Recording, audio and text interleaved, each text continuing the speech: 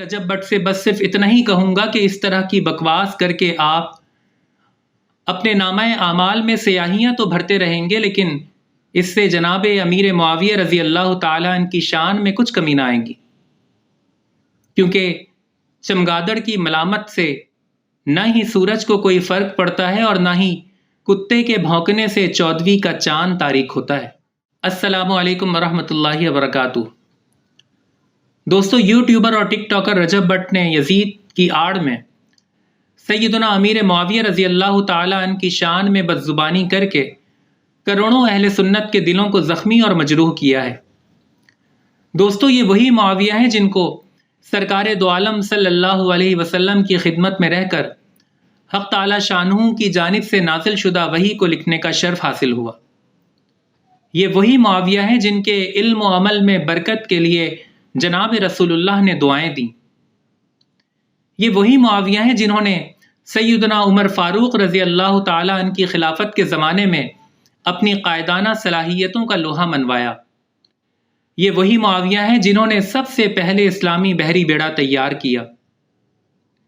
یہ وہی معاویہ ہیں جنہوں نے اپنی زندگی کا بہترین حصہ رومی عیسائیوں کے خلاف لڑتے ہوئے گزارا۔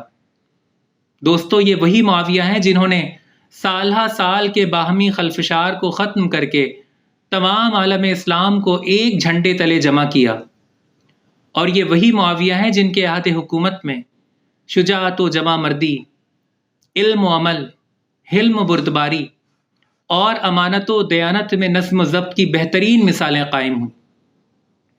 لیکن افسوس ہے کہ رجب بٹ نے اتنے عظیم الشان صحابی رسول کے بارے میں ایک بہت گھٹیا جملہ استعمال کیا جو نہایت قابل مذمت ہے۔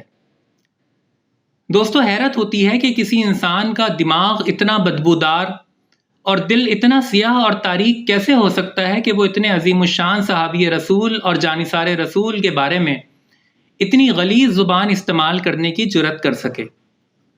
بہرحال، اس ویڈیو کے آخر میں رجب بٹ سے بس صرف اتنا ہی کہوں گا کہ اس طرح کی بکواس کر کے آپ اپنے نامہ اعمال میں سیاہیاں تو بھرتے رہیں گے، لیکن اس سے جناب امیر معاویہ رضی اللہ تعالیٰ عنہ کی شان میں کچھ کمی نہ آئے گی، کیونکہ چمگادڑ کی ملامت سے نہ ہی سورج کو کوئی فرق پڑتا ہے اور نہ ہی کتے کے بھونکنے سے 14ویں کا چاند تاریک ہوتا ہے۔